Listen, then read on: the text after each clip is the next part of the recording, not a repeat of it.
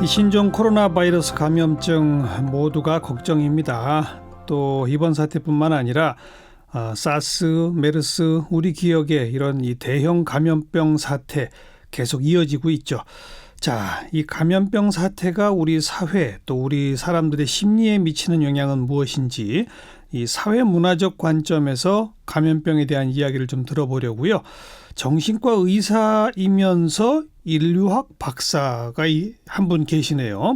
서울대학교 인류학과의 박한선 박사를 오늘 스튜디오에 좀 초대해봤습니다. 박사님 어서 오십시오. 네, 안녕하세요. 네, 지금 서울대 인류학과 소속이세요? 네, 그렇습니다.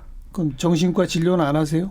네, 지금은 환자는 보고 있지 않습니다. 그 정신과 의사이면서 인류학을 하면 의료 인류학 이런 분야가 있습니까? 네, 그렇습니다. 네. 뭐예요? 의료 인류학이 뭐 하는 거예요? 이제 인류학이 여러 가지 분야가 있는데요. 그 중에서 이제 가장 좀 어떻게 응용 인류학이고 또 최근에 이제 많이 좀 고도로 발달된 인류학의 이제 하위 분과라고 할 수 있습니다. 그래서 인간의 이제 건강, 긴 진화적인 관점, 그리고 이제 다양한 문화와 이제 생태적 환경에서 인간한테 생기는 여러 가지 질병들의 원인과 경과에 대해서도 좀 이야기하고 네. 또 의료 시스템 이런 부분에 대해서도 좀 주목해서 보고 있는 이제 학문 영역이라고 할 수 있겠습니다. 이런 쪽 분야에 언제부터 관심을 갖고 이렇게 전문 연구자가 되시게 돼요?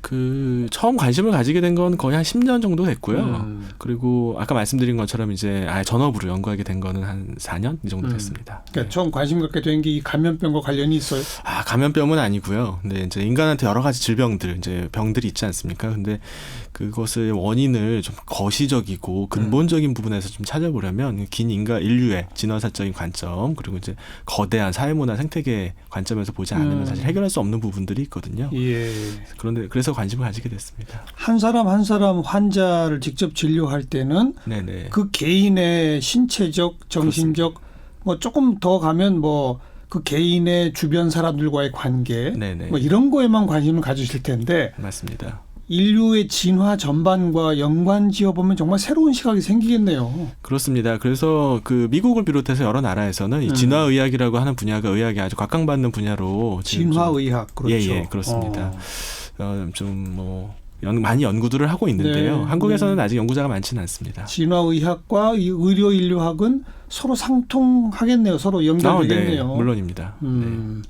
다양한 얘기 듣고 싶습니다만 오늘은 감염병으로 좀 집중해서 네. 인류의 역사는 사실 감염병의 역사다라고 말할 수도 있는 거죠. 네, 그렇습니다. 그런데 그걸 좀 나눠서 봐야 되는데요. 구석기 시대까지는 사실 아니었습니다. 네, 신석기 혁명, 이제 우리가 이제 농업혁명이 일어났다고 하죠. 그게 대략 몇 년 전이죠? 한 1만 년 전 전후해서부터 이제 시작이 그렇죠. 되기 시작했습니다. 그렇죠. 예. 그래서 그 이후부터 인류의 역사는 감염병의 역사로 점철되어 있는데요. 이전에는 왜 감염병이 별로 없었어요? 네, 수렵채집 사회는 인구의 규모가 작고 또 계속 이동을 하는 데다가 사람들이 많이 모여 살지 않습니다. 그래서 그렇죠. 감염병이 생겨도 전파될 이제 숙주가 많지 않으면 그렇죠. 스스로 사라집니다. 구석기 시대, 수렵 채취 시대는 그렇군요. 네네. 사람과 그렇습니다. 사람이 접촉하는 일이 별로 없으니까. 있어도 한 부족에서 발병하고 끝입니다. 네, 다른 부족으로 갈 일이 별로 없죠. 알겠어요. 그러면 이제 농업혁명과 함께 한 곳에 모여 살면서부터군요. 문제는. 네, 그렇습니다. 그래서 어떻게 보면 농업, 가축을 또 이제 기르기 시작했고요. 맞아요. 그러면서 가축한테 이제 인수공통 감염병이라고 하는데요. 그렇죠. 동물한테 있던 여러 가지 감염균들이 인간 사회로 좀 넘어오게 되고요. 한번 넘어오면 인구가 많으니까 이제 쉽게 전파되고 이런 일이 이제 계속 반복돼서 일어났습니다. 요번에 이 신종 코로나도 박쥐에게서 왔다고 그러고. 맞습니다. 네. 그죠?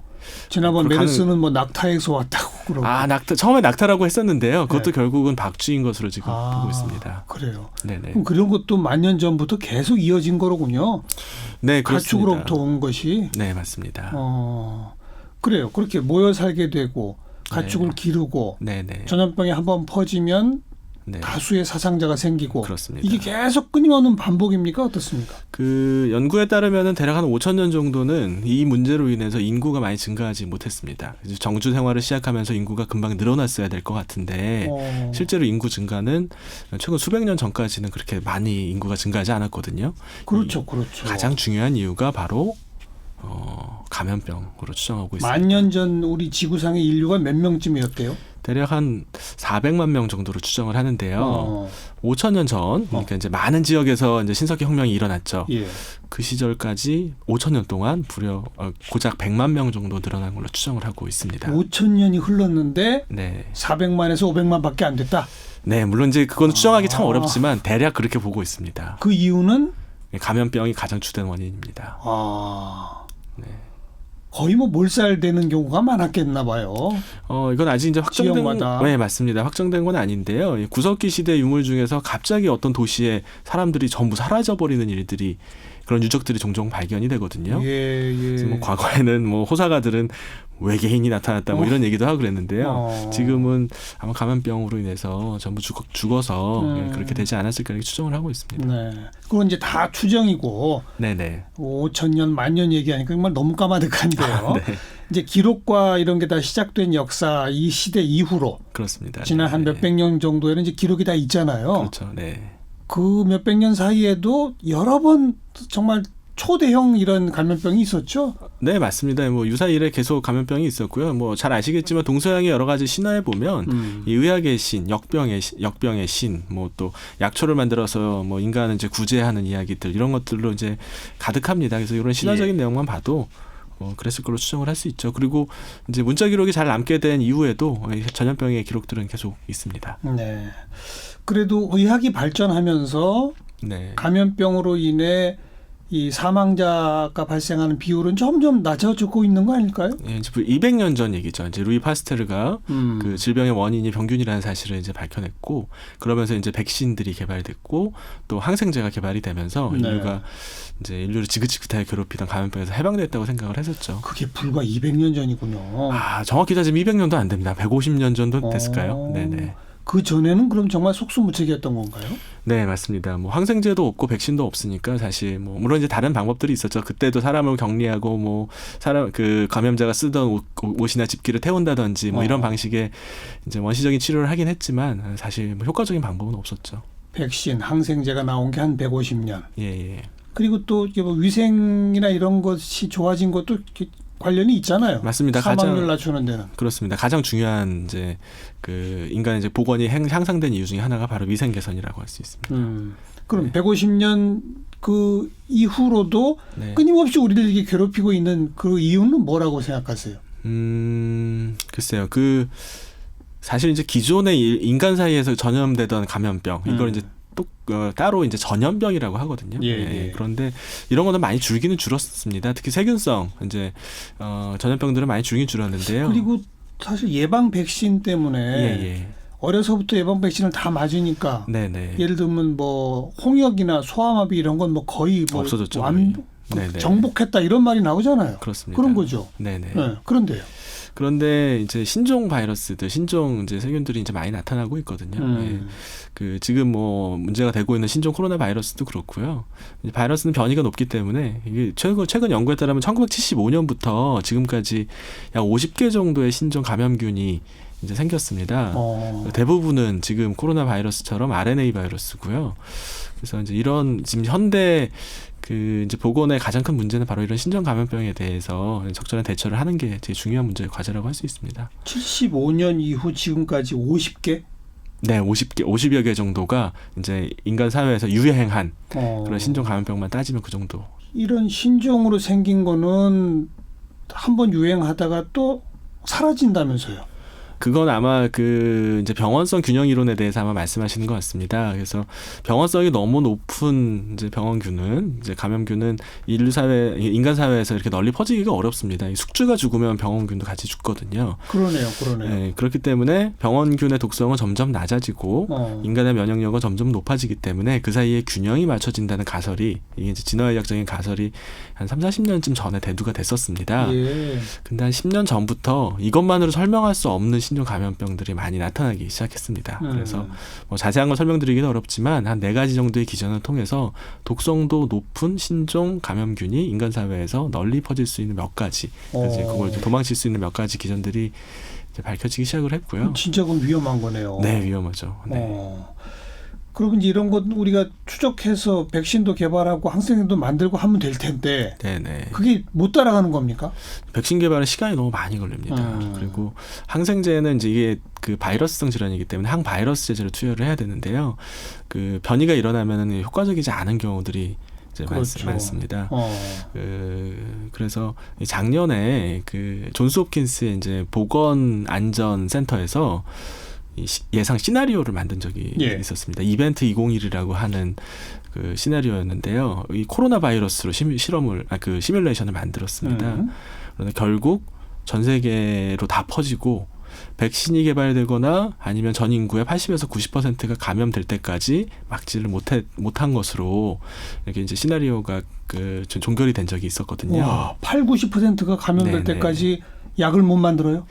이제 백신을 개발을 성공을 하면 막을 수 있고요. 백신 개발이 안 되고 어느 정도 이상의 이제 대유행이 시작이 되면 사실상 막기가 어렵습니다. 예, 그래서 물론 이제 그렇게 비극적인 상황으로 가면은 안 되겠습니다만 그 신종 감염병에 대해서 좀 많이 좀 주의를 기울여야 되는 이유는 바로 뭐 이런 부분에 있다고 하겠습니다. 네. 지금까지 이제 이런 대형 감염병의 역사 이런 얘기 좀 해봤고요. 네네. 또 하나는 이 감염병이 이제 한번 발병해서 요새는 또 국가 간의 이 국경도 참 문턱이 낮아져서 이동이 많아지다 보니까 그 발생 즉시 국제적 문제가 된단 말이에요. 그렇습니다. 그러다 보면 뭐 요즘 유럽이나 이런 데서는 뭐 동양인 학생은 아예 다 들어오지 마 뭐 이런 식의 일종의 혐오 현상도 막 나타나고 그런다는데 네, 맞습니다. 일단 감염병이 발생한 후의 사회문화적 현상으로는 우리가 뭐를 좀 주목해서 봐야 됩니까? 일단 그 감염병이 이제 대유행을 하면 3단계 정도로 이제 그 대중의 반응이 나타납니다. 처음에는 자신이 감염되지 않을까 하는 불안이고요. 불안. 네, 이제 두 번째는 그 감염이 됐을 것 같은 이제 그런 집단에 대한 이제 집단적인 혐오, 배제 이런 반응이 나타나고 이제 이번 사태에서는 지금으로서는 중국인이죠. 그렇습니다. 네네. 그런데 그 이제 마지막으로는 이제 희생양 찾기가 시작이 되는데요. 희생양 찾기. 네네. 이제 이런 문제를 누가 만들었느냐. 그래서 뭐 보건 관련 공무원이나 의료인을 뭐 탓하거나 뭐 이런 식으로 이제 흐르죠. 근데 사실 이런 식으로 하는 게 신종 감염병을 막는 데 있어서는 그렇게 도움은 안 되는 심리적인 반응이거든요. 물론 우리가 이제 오염된 사람, 오염된 집단에 대해서 가지고 있는 혐오나 배제의 마음은 사실 굉장히 오랜 진화적인 역사를 가지고 있는 인간의 본성입니다. 예. 사실 더러운 거 보면 우리가 눈살부터 찌푸리는 거는 뭐 자연스러운 반응이거든요. 그렇죠. 그런데 이제 이런 신종 코로나 바이러스가 그런 식으로 가시적으로 눈에 보이지도 않고 또 중국 사람이라고 해서 전부 걸리는 것도 아니고 뭐 또 서양 사람들 입장에서는 아시아 사람이라고 전부 걸린 게 아닌데 그럼에도 불구하고 그런 불안 반응이 확 오기 때문에 혐오와 배제가 이제 심해지죠. 그런데 이게 만약에 아마 구석기 시대라면 효과적인 심리적인 그런 방법이 됐을 수도 있습니다. 안 보면 안 만나면 되니까요. 그런데 현대 사회는 그렇지 않습니다. 수십억 명이 세계여행, 그 해외여행도 가고 물자와 인력이 계속 이제 왔다 갔다 하는 세계화 시대이기 때문에 사실 국경을 완전히 막는다는 건 현실적으로 불가능하고요. 또 앞으로 계속 신종감염병이 생길 텐데 그때마다 계속 이렇게 할 수도 없는 일이거든요. 어떤 면에서는 국제적인 협력과 공조가 더 중요한데 이제 그렇게 되지 못하고 있는 사회 분위기가 좀 안타깝죠. 그래도 지금 중국에서는 확진자만 2만 명이 넘었다고 그러고 네네. 우리나라는 그래도 다행히 아직 16명밖에 안 되고 네네. 이런 상태에서 중국에서 한국으로 오는 사람들을 좀 막읍시다. 네네. 이 얘기는 당연히 나올 수 있는 얘기 아니에요? 네, 뭐 현실적으로 그 심리적으로는 그런 얘기를 할 수는 있습니다. 근데 수만 명의 감염자 그리고 접촉자까지 합치면 수십만 명이고요. 그렇겠죠, 중국 지역에. 네, 그리고 뭐 제가 얼마 전에 보니까 매년 중국과 한국 사이에 왔다 갔다 하는 사람이 매일 10,000명 넘는다고 하더라고요. 그러니까 이러한 상황에서는 사실 뭐 격리나 이런 이제 배제를 뭐 이렇게 좀 국경 폐쇄 이런 방식으로는 접근하기가 조금 어렵습니다. 그래서 이거는 이미 일어난 물론 평상시에는 양국을 오가는 사람이 하루에 뭐 몇만 명이라 하더라도 네네. 이런 특정 기간만 한 달 사이라도 좀 다 봉쇄할 수는 없는 거예요? 그거는 불가능하다고 보십니까? 예, 이제 대유행의 단계를 저희가 레벨 1부터 4로 이제 봅니다. 이제 마지막 단계가 이제 그 전지 지구상에 이제 대유행이 이제 되는 이제 상황을 말하는데요. 아주 초기 단계, 그러니까 이제 몇 명의 환자들이 발생해서 아주 좁은 지역 사회에 퍼졌을 때는 방금 말씀하신 것 같은 그런 이제 그 이동 제한이 효과적일 수 있습니다. 근데 지금은 이미 그 시기는 좀 지난 것 같고요. 그래서 오히려 이거는 불필요한 불안, 이제 또 걱정 그리고 집단 간의 갈등만 유발할 가능성이 높습니다. 그래요. 네. 그러면 그렇게 지금 현재 우리 정부는 후베이성에 지난 2주 동안 간 적이 있는 외국인들은 입국 네네. 금지예요. 네네. 이것도 그러면 박사님 보시기엔 불필요하다 이거예요? 저는 원칙적으로 이 WHO에서 얘기했던 것처럼 물자와 인력의 이동을 제한하는 조치는 신종 코로나 바이러스의 유행을 막는 데 효과적이지는 않습니다. 다만 여러 나라에서 취하고 있는 이제 이런 정책은 이제 국가에서는 사실 의학적인 면만 볼 수는 없고 뭐 사람들의 정서라든지 심리 그리고 뭐 여러 가지 불안 이런 것도 봐야 되기 때문에 뭐 그런 목적에서 취해진 조치라고 저는 생각을 하고 있습니다. 의학적 효과는 지금으로서는 뭐 제한적이다 이 정도로 얘기하는 게 맞을 것 같습니다. 그럼 오히려 그 노력보다 뭘 하는 게 좋다는 겁니까? 일단 그 한국의 여러 연구자들이 중국의 연구자들 그리고 이제 세계 WHO를 비롯해서 여러 연구자들과 좀 힘을 합쳐가지고요. 가장 효과적인 백신을 개발을 한다든지 감염 경로를 특정하고 그리고 효과적인 치료 방법 뭐 이런 것들에 대해서 좀 에너지를 집중하는 게 더 필요하다고 생각을 합니다. 그리고 지금은 국내라면 일단 발병한 사람 주변의 역학조사 등등으로 차단막을 잘 치는 거. 역학조사도 사실 그 새로운 감염을 막는 목적도 있지만 이제 감염이 되는 경로를 파악하는 게 더 중요한 의학적 목적일 수 있거든요. 그런 면에서는 많은 사람들이 자신이 어떤 누구를 만났고 언제부터 증상이 있었고 이런 것들을 솔직하게 이야기해야 되거든요. 당연하죠. 그런데 환자에 대해서 이렇게 배제하고 편견이 이렇게 가득한 이제 사회적 분위기에서는 증상이 있는 사람도 증상을 숨기거나 솔직하게 이야기하지 않을 가능성이 높아집니다. 실제로 메르스 때 그런 일이 있었거든요. 메르스 때 감염자 막 신상털이하고 뭐 자녀 등교 거부하고 학부형들이 가서 그 초등학생인데 학교 못 오게 하고 맞고 막 그랬거든요. 이렇게 이제 희생양 찾기가 시작이 되면 사회적인 신뢰가 깨지니까 2차적, 3차적인 문제들이 많이 생길 수 있습니다. 혐오, 배제, 그 다음 단계가 희생양 찾기. 그렇습니다. 거기까지 가게 되면 사람들은 증상이 있어도 숨기려고 들다. 네, 맞습니다. 네, 이제 결국 그거는 전염병을 더 퍼뜨리게 만드는 거네요. 그게 가장 위험합니다. 그 중에 일부가 뭐 잘 아시겠지만 슈퍼 전파자라면 사실 뭐 모든 노력이 헛수고로 갈 수 있는 거거든요. 그래서 증상이 있던 혹은 이제 자신이 여러 사람을 접촉을 했던 이것들을 솔직하게 이야기하고 주변에서는 감염자에 대해서 지지해주고 격려해주면서 치료에 적극적으로 참여할 수 있도록 돕는 게 필요합니다. 너무나 말씀을 들으면 논리적으로는 맞는 얘기인데 네네. 그러나 박사님도 스스로 인정했잖아요. 네네. WHO가 권고한 것처럼 이동 제한 등등이 별로 효과가 없다. 제한적이다라고 본다. 네네. 그러나 각국 정부는 의학적 관점뿐 아니라 여론도 봐야 되고 등등 해서 네네. 이랬을 것이다라고 말했잖아요. 네네. 그럼 뭐 저는 그렇게 생각을 합니다. 즉 그 말이 무슨 뜻이냐면 논리적으로는 이렇게 혐오, 배제 이런 거 하지 맙시다. 희생양 찾기 하면 안 됩니다. 맞아요. 네네. 그러나 인간의 정서가 그리 흐르는 거를 인정할 수밖에 없잖아요. 그렇습니다. 근데 뭐 또 타고난 본성대로 휩쓸리지만 않는 게 또 인간이니까요. 네, 그래서 이럴 때 이제 가장 합리적인 반응이 뭔지. 자연스러운 반응은 뭐 말씀하신 것처럼 혐오와 배제가 맞습니다. 그건 뭐 저도 사실 있을 거예요. 그런데 합리적인 반응은 분명히 아니거든요. 네. 그래서 이제 합리적으로 접근을 하고 효과적으로 접근을 하는 거는 그거보다는 조금 더 냉정한 태도가 좀 필요하다고 생각합니다. 우한에서 오는 우리 교민들에 대해서 첫째 날 그 해당 지역에서 반대 시위를 하다가 네네. 하루 만에 바뀐 걸 보면 알겠네요. 네, 그렇습니다. 사실 뭐 말씀하신 대로 얘기하면 우한에 우리 국민들도 복귀를 하면 안 되죠. 감염 가능성이 있으니까. 근데 그렇게 하지 않지 않습니까? 예, 우리 국민들로만 이제 그 시야를 좁히지 말고요. 전 세계, 지구, 인류라는 차원에서 본다면 어떻게 접근하는 게 좋을지 아마 쉽게 생각하실 수 있을 거라고 그러네요. 지금 많은 여론이나 이런 데서 후베이성만 막는 거 이거 문제다. 중국 전역에서 막자.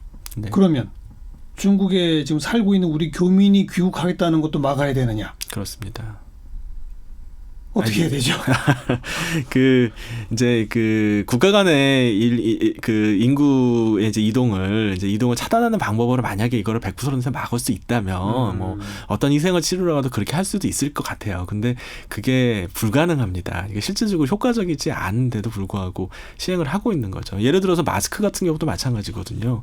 마스크를 다들 사가지고 지금 뭐 매진이 돼서 이제 구하기가 어렵다고 하는데요. 실제로 일반 인구 집단에서 마스크를 쓰는 거에 정도의 예방 효과는 별로 없습니다.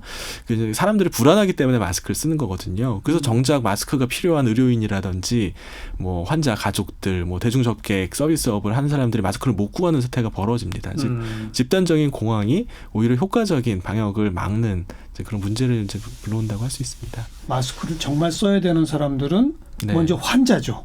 네, 환자, 뭐 환자 가족, 뭐 그리고 이제 치료하는 의료인 이런 사람들인데요. 그렇죠. 막상 그런 사람들이 좀 구하기가 어려워서요. 실제로 제 주변에 이제 개업한 이제 아직 임상에 있는 친구들이 많이 있는데요. 병원에도 마스크가 부족해서 이제 구하기가 어려운 겁니다. 예. 뭐 이건 정말 좋지 않은 상황이라고 생각을 합니다. 일반 시민들이 버스나 전철 탈 때 우리 전부 마스크 쓰는 게 거의 예절처럼 돼가고 있는데 네, 맞습니다. 그거 필요치 않은 거예요? 네, CDC에서 발표했고요. 일반 인구 집단의 마스크 사용은 필요하지 않다라고 공고했습니다. 그래서 뭐 물론 본인이 증상이 있거나 아니면 그렇죠. 네, 아주 불특정한 많은 사람들을 만나는 그런 직업을 가지고 있다든지 혹은 의료인이거나 이렇다면 당연히 써야 됩니다. 그리고 효과가 있는 좋은 마스크를 써야겠죠. 근데 그렇지 않은 경우에는 쓰는 게 별 의미가 없습니다. 자, 과학적 합리적으로만 따지면 내가 탄 전철 칸에 모두가 마스크를 쓰고 있다 그러면 더 불안해질 것 같아요. 네, 저 사람들이 다 환자인가 보다 이렇게. 그런 느낌이 들죠. 네. 네. 한마디로 말해서 감염병은 인간을 불안하게 하고 누군가를 혐오하게 하고 희생양을 찾게 만든다. 네. 그러나 그러지 맙시다 이 얘기군요. 그래서 지금 뭐 이렇게 진행하시는 것처럼 이렇게 언론의 역할이 중요합니다. 올바르고 정돈된 정보를 전달을 해야 되는데요. 지금은 이제 SNS 통해 가지고 잘못된 유언비어가 너무 돌고 있어서 우려하는 바가 큽니다. 냉정해집시다. 네. 이럴수록 합리적 판단을 합시다. 네, 전문가의 의견을 경청하시는 게 좋을 것 같습니다. 네, 서울대학교 인류학과 박한선 박사였습니다. 고맙습니다. 네, 감사합니다.